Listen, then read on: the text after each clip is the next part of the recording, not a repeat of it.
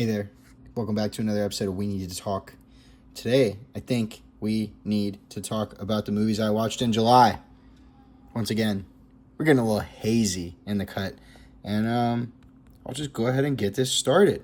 So, on July 1st, I watched The Incredibles 2. It's very good. It's not as good as the first one. Not many things are. But I had a very good time with this one. Just in general. I think, it does a different build-up. I think focusing on Elastigirl is very cool. And then focusing on, the family dynamics of how does dad stay super when he doesn't feel super, just taking care of the kids. I think it does something fun with, the stay-at-home mom and the gender dynamic thing. And then, obviously, a lot of these set pieces with Elastigirl.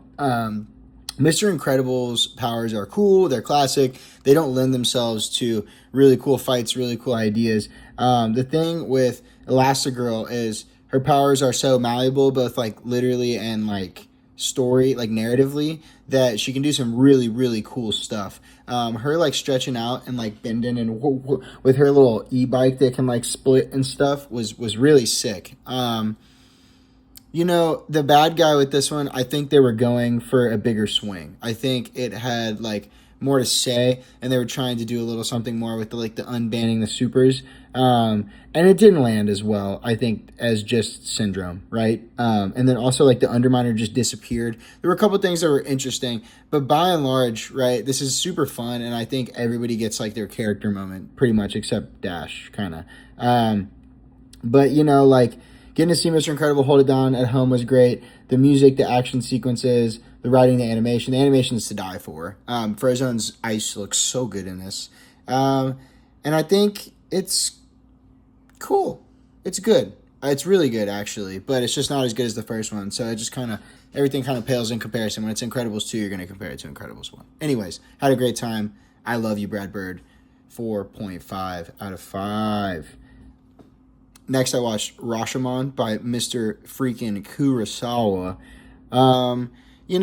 This is my first Kurosawa, and I'm trying to catch up. I started Ran the other week, and just a little daunting. I was a little tired. Decided that wasn't the time for it. This one's cool, and it does a really good job, and the setup's really cool. You watch it, and then you go, oh my god, I've seen... the first thing that came to mind to me was I had watched an episode of Batman the Animated Series a month ago that just did Rashomon, but Batman style. And so obviously, when you're the first person to do it, you get to it gets named after you. You coin the phrase, the Rashomon effect, and you've seen it in 100 things. And you watch this and you go, oh, that's where it came from. Now, it's just one of those things. It's like a good building block, and so many things being stacked on top of it. You got to look down and go, that's a sturdy base. But it doesn't I'm not sure. It's not super duper transcendent to me by itself. The story's cool. I really like how people are lying to tell their most ideal self. You've heard all this before if you read anything about Rashomon. I'm not saying anything super new. But it was cool. The thing that really kind of took out of it for me is and I don't even know if I'm misusing this term, so correct me if I'm wrong, but the kabuki theater kind of thing that's going on, where the acting is just crazy, and our main samurai guy is doing the crazy laugh and stuff. Just really didn't work for me. Really took me out of it. Some of the choreography and the later sword fights, I get that they're supposed to be kind of different because the guy's telling it from his point of view, and so obviously he's awesome and the other guy's clumsy or what have you. I'm not so tapped in with Japanese culture and samurai culture and how this would be a good telling for the wife or not, so it's a little hard to grapple with, I think. But what I did really, really, really love was the establishing shots, and just seeing that rain come down, and our boys are just gathered under that blown ass Edo period fucking. That was awesome. The beginning scene setting was outstanding, and I did have a pretty good time with the music. Him running through the woods like Robin Hood. It kind of plays these weird little flutes that remind me of Fantasia shit. And it kind of does this fairy tale wonderland thing that I really like. And then obviously everyone talks about Kurosawa's blocking, framing. It's super fun. It's cool to watch an old movie, and the guy had a better idea of how to do this than people that have watched thousands of movies. So, they're mostly good. Pretty solid. Actually, I would say very good. So, lay 4 stars for Mr. Rashomon. Lawrence of Arabia was next. Got to watch this in 70 beautiful millimeter at Plaza here in beautiful Atlanta. What a time. What a time, really. I can't get enough of this. I get to go see this. They have curtains in front of the screen. They're playing an overture. The overture ends. The screen parts. The projectionist is like adjusting it. Like there is just a human like element to this that I've never gotten before because I've gone to Regal and Cinemark my whole life living in the suburbs of Jacksonville. You go to like these old movie places where they call the movies films, right? And I think they're dorks for that, but then they take this shit so much more serious, and that aspect of it is just beautiful to me. And this is all stuff around the movie, but it adds to the experience, right? The other thing that was really cool is this was a genuine like film print that someone had, right? This wasn't like a restoration. This wasn't like a wide release. And I could tell because there were certain parts of the film where for like, I just called it a film. For like 20 seconds, there would be like scratches on the left side of the screen. And it's like someone fucked up, like rewinding I don't know how this works, rewinding the film, right? I could just tell. There was like a tactile sense to this that really blew me away. And what was super fun is the power went out in like a crazy ass thunderstorm, like right when the power went out for the guys towards the end of the movie, and everyone like booed and a couple people left, and then right when the power came back on, dude like pulls on the string and it's like the power's out, and everyone just like laughed together. That one's gonna stay with me forever. That was like a beautiful movie going experience, honestly, dude. So now that all that's out of the way, I can talk about the actual movie. This is super powerful and super gorgeous, and sense of place and sense of spectacle and just movies. Wow, movies, right? This is obviously like the Dune playbook, right? Watching this after seeing Dune, you're just like, that's fucking Timmy Ping Pong, dude, in the desert. It's great. It does this idea of like home and honor and like, what do you belong to? You know, what are you a citizen of, right? It's this cool thing where it's like, he's kind of like, they're like, you're almost Arab, and it's joked about a lot in the movie, but then when it comes down to it, like, he wants to be, but he will never be. He'd like to be the Arab savior that leads the Arab revolt, right? But he's just a white guy that they fuck with. And you'll never get that. Like, you'll never get that. You'll never be all the way there. So it does a lot with the identity. And I thought the writing in this was actually like really, really, really good. This is one of the best written things like I've ever seen. I'm reminded of when he was talking to the guy and he said, when you find what you are looking for, you will go home, right? And that just plays with this idea even more where it's like, if you can go home and it's not here, it'll never be, right? You always have like this backup. Like you always have this other place you can go. And these are just like super crazy, like through line ideas that work on a million levels. Like even if you're talking about the modern day and age, even if you're talking about, like a completely different time and place than the Arab Spring, right? It just does so many things and operates on so many levels. And then, you know, obviously, it's beautiful. It's so beautiful. They really blew up a train. The desert wides, like, I just can't like get over this. Has the Apocalypse Now like sense that the movie is like completely of the place where they shot it, like in the desert. Like it's imbued with that quality. It's inextricable from the movie. And the costumes just got added to my costumes list, and the orchestra, and everything, right? And I, honestly, you know, the more I talk about it, the more I'm swept back up by it, but this just didn't quite make my 6 out of 5 list because it is 4 hours and there's an intermission, and it was just like, it's a little too long. Like, I don't know what could have been cut, but something could have been cut. And I don't know what could have been cut. I can't come up with it because I think about it in like the chess game being played by the higher ups, and then how that kind of trickles down to these people. And then we see the devastation in the smaller parts. And then we're doing all this with home and identity and place and immigrants and all this shit. It's crazy. But it just, there were parts where I was like, fuck, goddamn. And if I check my phone, it's like not a great sign. Peter O'Toole was pretty cool in this. I thought it was really weird, and people have talked about this, but he's like doing like he's like an eccentric desert gay. Like, he's for sure gay in this movie.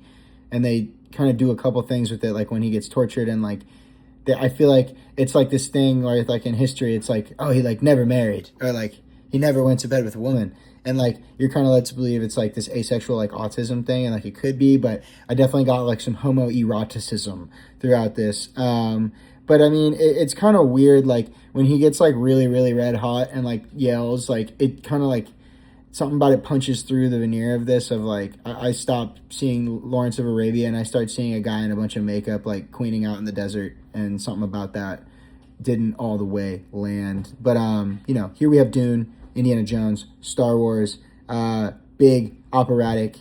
It all goes back to Mr. Lean. I want to watch River Choir or Bridge Over, whatever it is, next, because this guy can handle this shit. This guy can handle it. So that was awesome. 4.5! And I want to watch it again. Wherever I watch it next is not going to be so epic, though, but maybe it'll go up. Any which ways. Next, I watched The Terminator. Never seen this. I don't know how these things get past me. But watched this one at home, so I don't have a great story about it. But this is like a fucking blast. I just had so much fun with this movie. It's so 80s, and it works on like the slasher horror like skeleton. We have our final girl. We have this like unstoppable force that barely speaks, and it like works on some like otherworldly like superhuman powers. It's like almost unkillable, but we kind of like have this sci-fi dystopian overlay on it. And I'm really big James Cameron hater. I think the Avatar movies are like a scourge on the earth. They're the most retarded things ever. But this is like, I can see it. Like, I see the strings from here to there and how it's good sometimes. And this was awesome. Like, the flashback scenes are smart enough to be contained. We don't do like whole big wide cities. It's corny as fuck, but like, it's like of its time or something. Like, you give a pass to things that are corny in the 80s, because how could you not be corny in the 80s? The action sequences are great. The little theme is really fun. And like, you know, he's just going to walk out of the flames. So there's like this real like pull, like with the narrative of like, you know, that didn't work. Like, you know, he's about to walk out through the burning building, and you know, this thing isn't going to go well for other squaw. And I really loved the Mexico thing at the end, him giving her the Polaroid and like the time loop closing. Obviously this has been ripped in like a million ways, but I actually thought it was really smart for what it was. And I don't think James Cameron is smart anymore. I think he's been smoking too much boomer weed. But I really liked the end in Mexico. I think it's the prettiest thing James Cameron has like ever shot. Like, it was gorgeous. I kind of want him to just do like a Mexico movie now. But any which ways, awesome, blastic, 5 out of 5. Put it on my 6 out of 5 list. I couldn't get enough of it. Next, for my Letterboxd Tastemakers Movie Club, shouts out the lads, we watched Butch, Cassidy and the Sundance Kid. We talked a lot about this one, so it was super fun. And then really with this, it's the Paul Newman, Robert Redford, like absolutely larger than life movie stars thing. Like, Paul Newman, and I'm ashamed to say this, thought he was a salad dressing guy until like 2 years ago, because my mom always bought Newman's Own salad dressing. But he's like so cool. He's so fucking cool in this movie. He's so charismatic, and Robert Redford is so like gruff, and the mustache is awesome. And it really reminded me of the duo in Once Upon a Time in Hollywood. We have like the smart talking kind of dorky guy at the front, and he might be lying and he might be LARPing. And in fact, he probably is. And the sidekick is real, no nonsense, kick ass kind of guy. We have like, I think Tarantino just transplanted that. And to be fair, I think it worked better. However, this is super gorgeously shot, very charming, super warm. I really liked the part where we're building up and they can't get away from the people and they have to jump off the cliff into the water. There's some really funny like one-liners. The bicycle thing and them sharing the girl like love triangle. Some of this is just nuts, and I don't even understand like in what world this got created. The edit of them going to Bolivia and it's just a bunch of pictures like montage together to a song, and I was like, yo, did they run out of budget and just like come up with something? Was this like in the script like this? I just don't even understand. It's crazy, but great sense of adventure, and a great buddy dynamic at the front of it. It just really kind of turned into and there were some funny moments with them not speaking Spanish in Bolivia, but I really didn't care much for it. And it really just, yeah. an ad nauseum thing of like, and then they can't stop robbing, and it's just a little played. But I did really, really like the ending with the freeze frame. They're running out, guns ablazing. The odds are stacked against them, but in my heart of hearts, I think they maybe got out, even though they didn't in real life. But I like that they're running out there against all odds, and I like that it kind of freeze frame cuts like an old like serial or something where it's like a to be continued kind of thing. So I thought that was just like a really nice touch. So 3.5 on that one. Not mad at it at all. Next, I saw Citizen Kane for its like 75th or 80th anniversary or whatever at Terra, and it was great. It was just great. This one like filled me with a terrible sense of like longing and a terrible sense of like regret for some things that I had, like a life I haven't wasted. How do you like? I mean, it just took me this long to see it, and this is the one where like when you Google, hey, what's the best movie of all time, this pops up, and it like just makes total sense as to why. It hasn't aged a day. Besides it being like black and white, the acting's great, the makeup is fucking great, the writing's outstanding, the structure's outstanding. How did they shoot the shit in Xanadu? How did they do that? How did he get all these boxes and like build these sets and like do this? This idea of this like, it's very like There Will Be Blood, where it's like this magnate fella who is just has a never ending thirst, and at the end of the movie he's dead, dying, decrepit, and he looks back and just sees a nasty road of wreckage he's left, and he's still thirsty. And you're kind of just like, fuck, dude. That's so rough. It's just rebuilding his life through all these flashbacks, doing the newsreel spin and stuff. I was just super entranced with this one. To me, and I said this in the last one, he's a little bit of a sympathetic character to me. And I feel like for a lot of people he's not. It's kind of the same with Daniel Plainview. And that's when I said it in the last one. But it's just, I don't know. And that closing line's pretty gnarly. Like, how could you think you could understand one man's life off one word? And but in a way, like, we could, because we saw it, and we kind of knew like what happened. A lot of that's, and you could do like a little therapy read if you wanted about him needing attention because he got abandoned or whatever. But this is about the weight of a dream, and how the weight is never really lifted off of you, and the dream is never really attained. And the haunted mansion, like him kind of floating about the hall, is so, like, it's such a powerful visual thing for me. I really, really liked that part. And when he kind of like tweaks out and hits homegirl and like sends her off, there's a real sense of, and then when they interview his old friends, and they all have this way of talking about him where there's some reverence, but there's also a lot of distance because they know how he is. No punches pulled, man. This is great. 5 out of 5, 6 out of 5 list. Thanks, Mr. Orson Welles. Next, I was in the mountains for my friend's bachelorette trip, and we watched Fast X at like midnight while we were all super faded. And this is just like the fucking most ridiculous thing I've seen in a long time. I'm not tapped in on the Fast and Furious franchise, so I didn't know that like the beginning was the end of Fast 5 or whatever. But we like turned it on the TV, and we were like, yo, how is this already happening like 2 minutes into the movie? Like, I swear it just started. And they're dragging the safe around, and it's just like the shit that was happening would just make me cackle, because I was like, who fucking devised this? Like, who came up with this idea? And how did this get passed anywhere? And this is like the 6th most expensive movie of all time, and it's still printed money, and it's retarded. Like, it's genuinely the family meme, and then like all the parts that aren't super actiony are like the dumbest thing ever. They blew up Atlantis in the credits. They had Wonder Woman on a Nazi nuke submarine. Dom airdropped a muscle car out of the back of a military plane onto the highway. John Cena showed up and did a suicide rocket jump. I don't know what to say, but I can't act like I wasn't transfixed the whole time. But it's just like funny, not on purpose. And I think it's the worst thing I've ever seen, but it's on the Megalopolis thing where it was like this awful train wreck I couldn't look away from like at all. And I demanded that we finish it. And the girls kept telling us to turn off the TV because they were trying to go to bed. And I was like, yo, we're watching cinema. 1 star just shitter, absolute shitter. But what a time we had.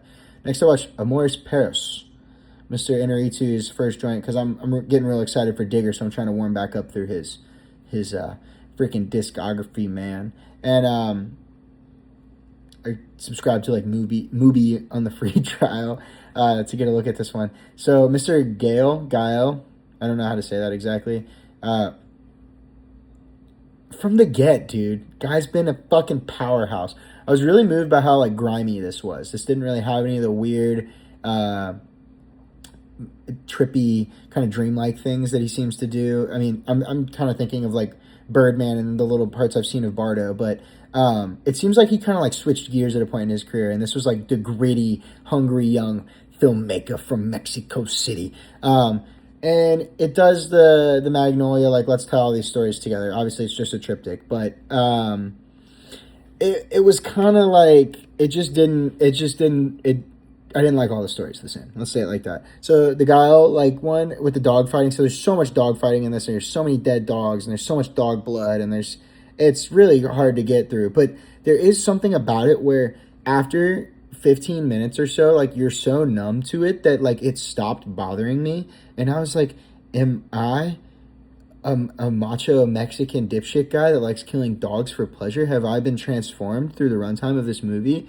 I think there's something to that. I think the beginning, so Gael's part, it's got to be Gael. He is just so electric and disturbing and horrible, and it's so like, what's the word I'm looking for? Like, dramatic, and like it's so demanding, and they need each other, and there's so much longing, and it's so weird, like him and his brother like banging the same girl, and his brother's abusive, and he's robbing banks and shit. Really good. I just had such a good time with it, and I liked seeing the other characters. It was just like the second story, which it wasn't bad by any means. I just didn't really care after the first one. Like, I just thought it was interesting to be like high octane dogfight death.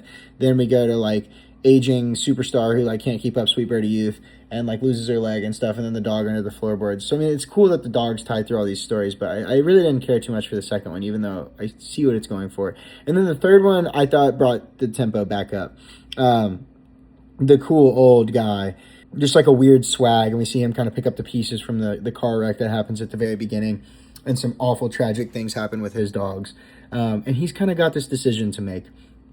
And it's sort of about like rebirth, sort of about baptism, sort of about second chances, fate, these small coincidences that build to large happenings. You make plans and God laughs at your plans. I don't know. Super gritty. Mexico's awesome. Inarritu's awesome. I had a good time, but it just lulled for a bit in the middle there. So 3-5 on Amores Perros. Next, we have Dogville. Another movie. And this was my first freaking Lars. And it was just about as pretentious as I imagined. It's interesting, and there are times when the conceit like builds up very nicely with this whole like there's no walls thing. I'm thinking about, when I forget her name in the movie, but when she gets raped by the guy for the first time, and like everyone's just doing their daily chores in their houses, and we can see through the walls but they can't, and it's just like in the far background, and like the camera just gives you this like unflinching look at that. There's like a devastation there that I think like really captures the feel of it. I think it does a good job of like making it sad and like devastating, and like making it feel like important, and I think it has something to say. And then when they tie the wrecking ball to her foot and she's dragging it around and everyone can see her grief, these are very like heavy-handed metaphors, and sometimes they amount to a really cool like visual and a really like it feels meaningful, and a lot of the time it just feels like it's kind of sniffing its own farts. But I will say the 3 hours ran by, and I did really like the end of Mr. James Cam pulling up Godfather style and them just letting them all have it. Stellan's southern accent was great. I liked the old blind guy. There were pockets of this that I thought had something to say, but a lot of it was just there were just some times where it leaned really heavy on voiceover as a crutch, and there were times where like the CG was super bad. Like the tarp over the truck bed thing. But you know, like when the tarp gets pulled back off and we've landed back in Dogville, I did go. So I mean, I'm not mad at it, like entirely. I don't think I wasted my time on it, but I don't think I'm gonna watch it again. And it made me kind of want to watch some other Lars, but a bunch of people just say all his movies are about just girls getting just absolutely brutalized, and I can kind of see that. So it's a little rough. 2.5 on the Dogville. Yeah. Next, I watched Golem. This is a Polish movie, I believe. Piotr Solskin. I had seen the poster for this on Letterboxd, and it was on Mubi. And I said, I gotta watch one more before the trial is out. So, if you have a really good poster, I'm in. Because I could tell your art directions there, and that's half of the battle, genuinely. But this was weird. This one had like an Alice in Wonderland kind of thing going on. And it had some really heavy like imagery where I knew there were like some tarot card things I didn't understand. And then like I know that they tell you things, and it does this weird like dystopian kind of like Franz Kafka thing where it's like, you've always been here, like go down the hall and they'll let you out. Oh, you're back in jail. Oh, actually you need your number for this, but you don't know where it is. But it's weird because our main dude is like so like checked out, like clone guy, like doesn't even know what's going on, that we're like lost with him, and it builds to something interesting. I mean, to me, I felt like Alice in Wonderlandy about this, where we keep like we're traveling through this weird like Eastern Bloc fucking bullshit brutalist like architecture thing, and they didn't have to build any of it. I think Poland just looks like that. And he'll like turn a corner and you'll just find like a really weird character with a bunch of paper blowing around, and he just says something weird. And it just kind of does the Alice in Wonderland formula where we're on this path, and then at point A we meet weird character, point B we meet weird character. But it does do some weird like revelations at the end with like the burnt body and the crematorium thing and the hall across the way, and the guy was like, hey, were you burning a body up here? The more I think about it, the more I'm kind of like, and I want to like mull it over some more. But when I finished watching it, I felt stupid. Like I felt like I didn't get it. And I don't know, it just like felt a little like round and round and round the circle. And I'm not mad at that. I need to maybe rewatch it. I would rewatch it. But Golem gets a 3. Next, I watched the Odyssey, 70mm at good old Plaza for the first time. So I'll talk about this thing I saw the first time. I just watched it again recently, and my opinion on it has kind of changed. But I think I'll make an Odyssey video. I call Christopher Nolan chicken nuggets because I just have a vendetta against him, a personal one, and I just hate the way he writes, and I think he's like the most overrated movie director of all time. But this gets some stuff pretty good. I think Oppenheimer's a masterpiece. I'd like to say that. But, you know, this just has this like epicness to it, a sense of scale. All the set pieces are awesome. I love the Cyclops. I love Cersei. I love the stormy parts. I love... I'm missing something. I love Hades on the beach. This just kind of gets wrapped up in this weird thing where I'm unable to split the movie from the fame of the actors in it, and like Matt Damon's not Odysseus to me, and I think some of the writing falters. But I think there is a maturity in it, and I think it's Christopher Nolan like apologizing for being the chicken nugget master. I think it's a man racked with guilt at the end of his journey for what he has wrought upon everyone around him. And I think he knows he's the chicken nugget king. Like, I think he wants to be Kubrick, but he can't be Kubrick. And I think in trying to be Kubrick, he has made a bunch of chicken nugget garbage. And I think he feels bad for it. So there was something to it. And the dog died. I mean, I was crying when the dog died. That was pretty bad. I had to like leave the theater in a hurry. I couldn't be like having anybody trying to talk to me about the movie afterwards. And there were some good ideas about a man wrestling with his fate.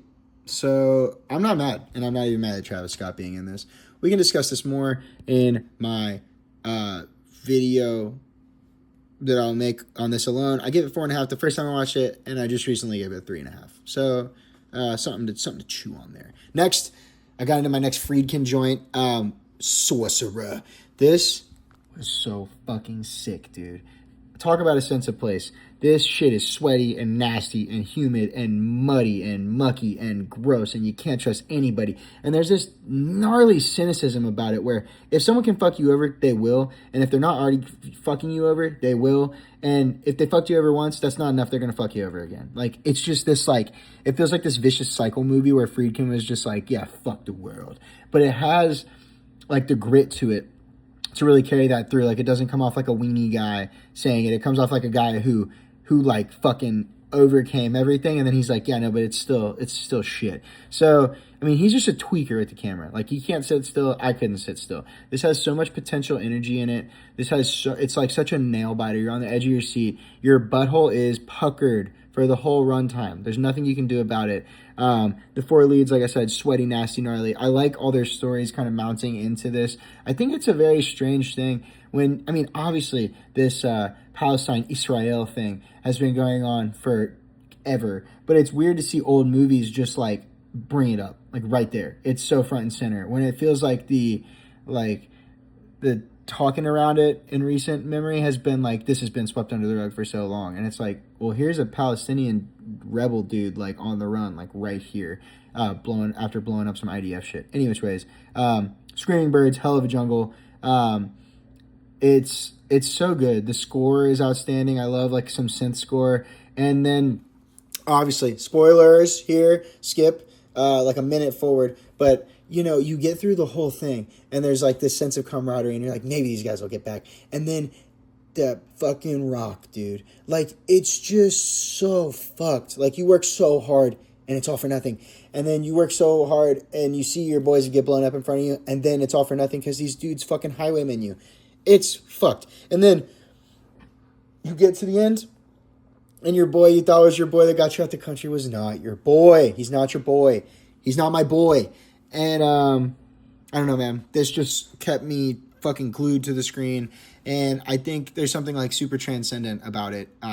Like super duper. I think this has like so much swag on lock. 5 out of 5 on the 6 out of 5 list. Thank you, Friedkin. Thank you, Sorcerer. Thank you, Roy Scheider. Happiness by Todd Solondz was next. This was one of the movies I watched when I was like 18 and I was like, dude, I'm so crazy. Like, I know so much about freaking film.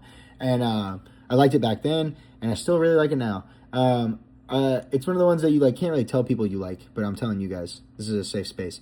It makes the worst fucking people just look like kind of normal. And then it makes the most normal people look insane. And then it makes like the worst situations you've ever seen in your life like kind of funny. And it makes you go like, oh no, like multiple times. So many of these conversations are so hard to sit through. And I think it kind of does the American Beauty number just like one better, right? We've seen this ugly underbelly of freaking underpinning the suburbs of American society like 100 times. But this just digs deeper than anything else is willing to dig. And fuck, man. Like, there's just some shit on the screen in this that is disgusting, and you're just like, please don't do that. And then they really, like, they rip the fucking scab off, like, multiple times. I mean, the conversation between pedophile dude and his son is just one of the hardest things I've ever had to sit through. And there's power to that. You have to craft that. It has to be meticulously crafted. When he first sees his son's baseball player teammate, and that fucking rom-com music plays, I was like, dude, you can't be doing this. And he did do it, and he went all the way to it. And Philip Seymour Hoffman is amazing in this. Sticking stuff to the wall with your nut when you've been whacking off, calling random people on the phone book and like being a stalker, but then being like maybe like the least whack person in this besides I guess like the mouse-ish girl, the whole Russian thing. It's really fun. It does a good thing with it, does the Magnolia thing too, where like all these stories are intersecting, but I think it does it in a more fun way where like there doesn't need to be this big crazy invisible through line that you didn't see. These are just people that bump into each other and we bump into them on their way, and oh man, we hate what we see and we wish we didn't see it, but it's there. And like, what do you do? There's a sense of like, I'm just gleaming my review right quick, but it's like, I wrote that there's a strange sense of like serendipity and like absolute despair. And I think that that's like a good two-worder, serendipity, despair. And I think that's like a cool thing to mix together.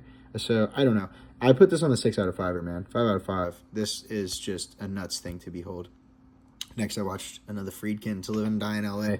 Another 80s just off the fucking wall movie. Everyone in this is a smoke show. Everyone in this is wearing jeans that are like way too tight, and they have cool looking boots on, and they're wearing leather jackets, and they're smoking cigs, and they're like, this freaking city, man. And I feel like it's just like one of the most LA movies that there is. This has one of the best car chases I've ever seen. Willem Dafoe's bad guy is like, it's got a strange amount of like he doesn't like say anything like that out there, like Hannibal Lecter or the Judge. Like, he doesn't like say a bunch of things that like make you think, but he has like strange little mannerisms about him and strange little characterizations that like you're like, huh, this is like a guy. Like, this is a guy. And I really loved the process of seeing him counterfeit the money.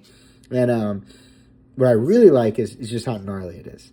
And like I think it's Wang Chung track. I'll put an edit in there if it's not. But seeing someone fucking get turned to bright red fucking fake blood, to Wang Chung is just something you never thought that you needed to see, but you do need to see it. I promise you that you need to see it.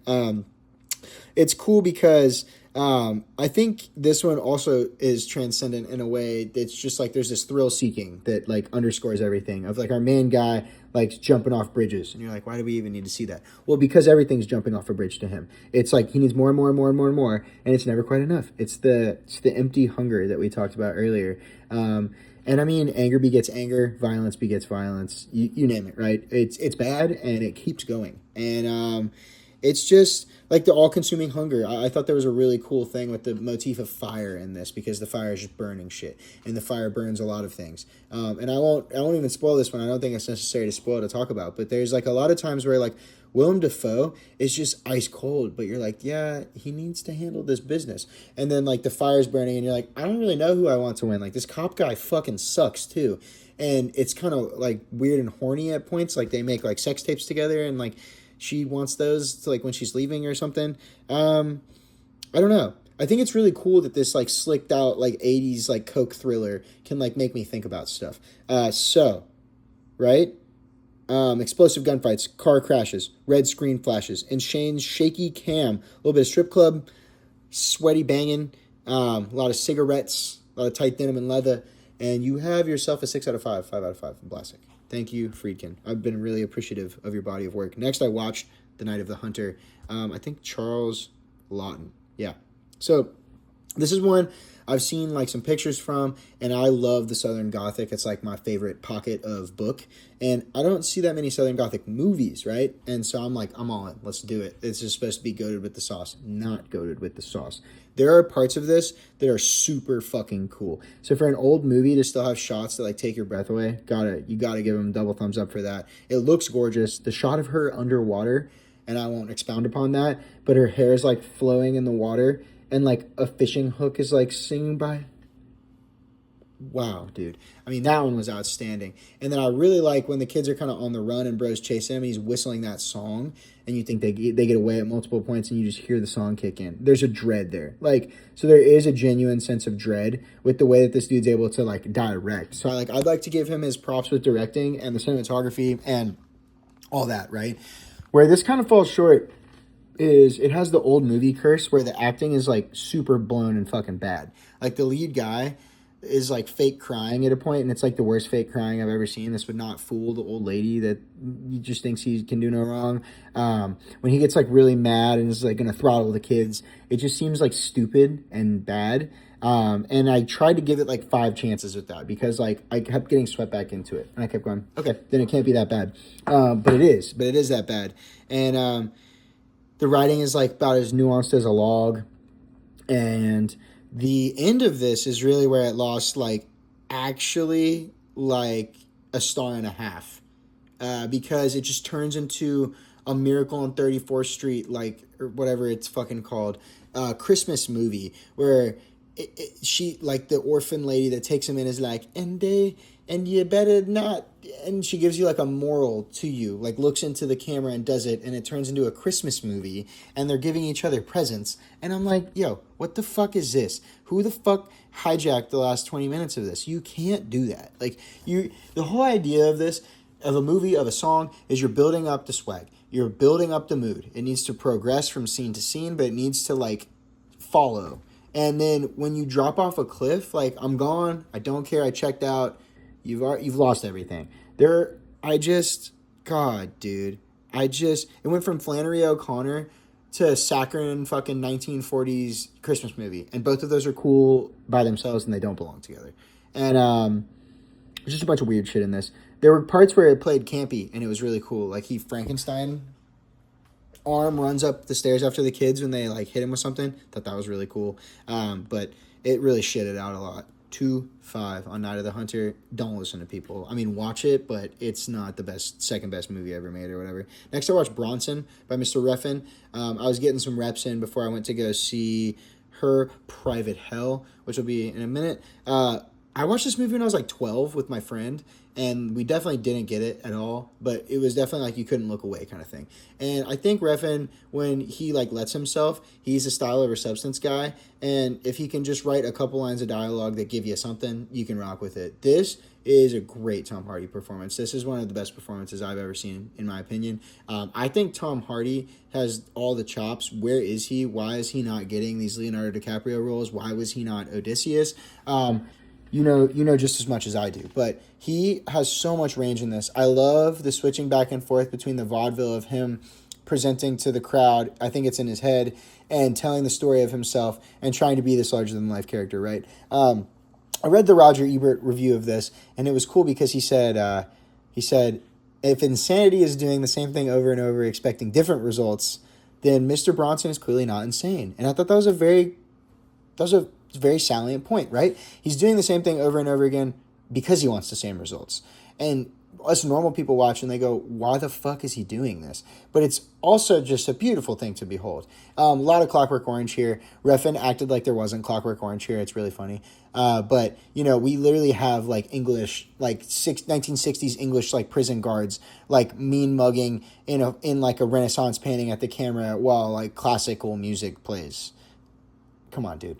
Any which ways, I love him just getting butt-ass naked and greasing himself up and then taking a prison guard hostage, and they come in, and it's just like a 1v10. The amount of physicality in this role is really just something to behold. I mean, it's super cool. The lighting on it's super awesome. I really like the presentation of it, and I fucking love the part when he's vaudevilling and like turning back and forth and he's got half of his face painted. And I think there's some fun like Fincher cut moments where when he's at the beginning like giving you his exposition, he's like, here's what I stole, and it's like, fucking 20 quid on the typo, and then he's like, here's what I did it with, and it's just a picture of the shotgun. He's like, and here's what they gave me, and they're just like 10 years. Psh.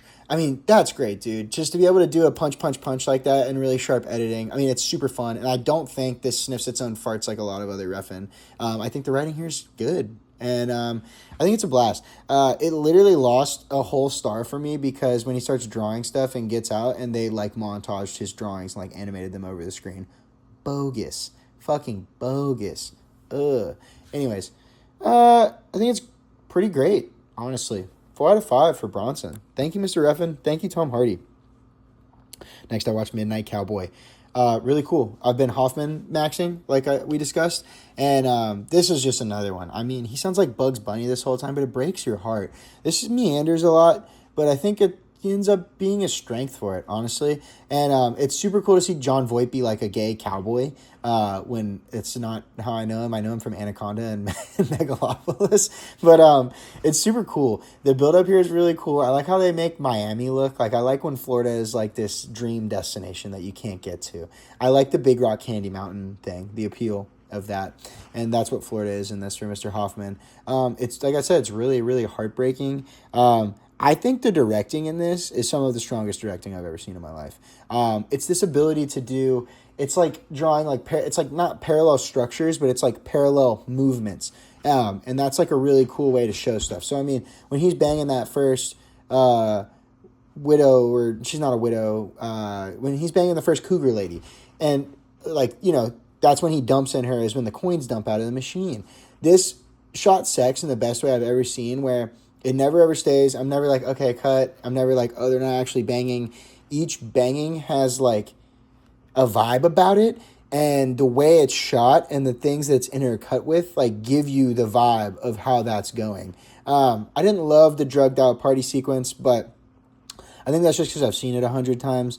It just has, like, really cool thing to it that I've talked about before, where, like, I want to go to 1960s New York and I can't. So the only thing I can do is watch these movies, and it makes it look so fucking cool, dude. It makes it look so cool. It's just like, it's like everyone's rat people. How does any of this standing? How does any of this go on? How, and it's just, it's this sense of place that's really just crazy. I also really, really liked the daydreams and nightmares, like, playing out in the edit. Like, John Voight sees himself walking into the hotel, but we snap back and he didn't do it. He didn't go talk to her. Once again, just, like, super, super fucking strong directing. So I'm super glad he won for this. Makes a whole lot of sense to me. And then obviously, like, the end of this is just devastating. I was just like, and I don't think it could have gone any other way. Like I said, I think this meanders, but I think it's really fun. John Schlesinger, thank you for your contribution. That was great. 4 out of 5. Next, I watched Her Private Hell. I saw this one at Plaza as well. I dragged my girlfriend to it. She hated it super bad. And I saw it with my buddy. And, the first 30 minutes of this are just the most god-awful thing you've ever seen in your life. But it's pretty. And then he just does reference stuff. The guy starts cutting people up with swords. When we go to the floor under the cloud, we're in Japan or something, and everyone's Japanese, and we're doing, like, a weird, like American soldier on Japanese soil, like, gonna kill the Yakuza, but is he real? And, like, what's going on? Really, the parts of this without him in it, where the girls were, like, doing girly pop stuff and beefing with each other over penis and stuff, was really bad. And it was this weird thing where, like, bro needs to watch less porn. Like, there was parts of this where I was just like, dude, like, are you just, like, putting your weird, like, sex dream fantasies on top of this movie that had something going for it? I think the answer is yes. But Havana Rose Liu or whatever, I should figure out what her name is because she's in a lot of stuff. She was really fun. And the main girl was good until she started raising her voice. And the bimbo blonde girl was pretty funny. And what was cool, and I want to give it credit for him, is when the guy was, like, killing people, it had, like, a lot of swag to it. Like, it was a cool kill. It was like, it's hard to come up with cool kills, I think, in the modern day and age. And he really did it. So I really appreciated that. But like I said, the rest of this is just really, really god-awful. The writing here is super weak. There's no connection between scenes. I don't know what any of this is. I don't know why anyone's doing anything that they're doing.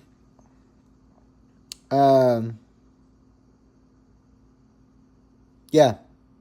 I need to add this because this is very topical, but it's like in the first 30 minutes, there's such a snooze fest that a guy in the back of our theater fell asleep and was snoring so loud that someone had to go wake him up. And we all kind of thought it was like a bit. We thought it was like part of the movie for a minute. And then we're like, no, that guy back there is like asleep. And then someone goes, should someone wake him up? And then this guy goes up and goes, hey, dude. And he goes like, oh, fuck, I'm so sorry. He's like drooling on himself at the back of the theater that he paid $25 to go see this like art house movie that was so boring that he like fell asleep. It's really funny and a real testament to how much of a fucking mess this movie is. But, it's worth seeing in theater because the edits and some of the crazy lighting are awesome. Like, there's this one part where they're in a club and they're all kind of like confronting each other, and there's blue lights and pink lights. And they're placed in such a way that the blue turns on and it lights up like half the face and they look sad. And it turns off and the pink turns on and it hits like 3/4 of their face and they look hopeful. And shit like that, dude. It's like Refn just needs to direct music videos or something. Or let someone else write or write less. Because I think that's, as I see more and more in stuff, that's the power of Drive that I love so much, is he stopped for a little bit. Like, he left you room to breathe. This, you have no room to breathe. And when you do breathe, it smells like stinky farts. 2 out of 5. Pretty bad. Last but not least, I watched Paths of Glory by my goat, your goat, everyone's goat, Mr. Kubrick. Tour de force here, man. It's the only Kubrick I feel like. Generally, when I talk to people about Kubrick, I feel like he's cold. He's very calculating and cold, and there's a roboticness to him. And there's obviously like a crazy visual language, but it feels like we're not super worried about the people. It feels like we're worried about the process and like where it ends up. This one, I feel like we are super worried about people, and it's super weird. I think he made it when he was like maybe a little more young and idealistic, but it's great. Like, it has such a beating heart to it. And like, I actually almost cried at the end when the German girl singing to all these troops, and we're just looking at faces, and they're all just kind of like transfixed by this girl. And there's this pause, like the shelling has stopped, the dust has kind of settled, and we're not in hell for like 1 minute. And it's so good. Like, it's so good. How do you do this? How do you do this when you're 27? How do you do this? I just can't fathom it. I love the long takes down the trenches. I love like the pragmatism of this story. I saw a lot of similarities between this and Lawrence of Arabia, where we have like so many lives being determined by these dudes in stuck up military suits and these large, what's the word I'm looking for? Opulent. Yes. These large opulent like rooms. In this one, they're in French rooms, and the other one, they were in British rooms, but it's these big rooms with large glasses and funny little trinkets standing on pedestals and like marble busts and stuff. And it's just like, these dudes are talking about people like they're pawns on a chessboard because they have to, because they're there to win. And you know what it is this has a heartbreakingness to it that is the only way it could have gone. If he would have played it any other way, you would have rolled your eyes, and you would have had to. But this is done so well. And it's, people call it an anti-war film, but I think it's just a war film. When I watch it, and the general gives his spiel, the general's a coward. I think it's the general. But the guy above him just looks at this from so many steps back that you're like, no, wait, he's on some Tywin Lannister shit. He's not wrong. I just hate that he had to get there. And someone has to get there. These great wheels don't turn any other way, my friend. I don't know. It's just, he surprises me every time with the visual language, particular, and the universal, staggering shots, great build-outs. I'm reminded of this one part where this dude's kind of crawling across no man's land. Dark. You can't see anything. Flare. You see all these bodies. And then the flare fades away.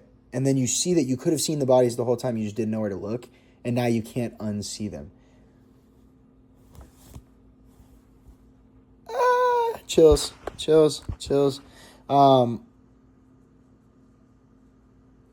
Wow. Like the war snare drum rattling away while they march across no man's land. I'm just like super at a loss for words with this one. I just love Stanley Kubrick, man. Wow. And I'm super glad I bought the Criterion box set for $500. I'm going to watch some more stuff when that gets in. I'll probably wait to watch more Kubrick till then. But for now, thanks for watching. Check out my cool sweater. Go buy it at www.tall.online.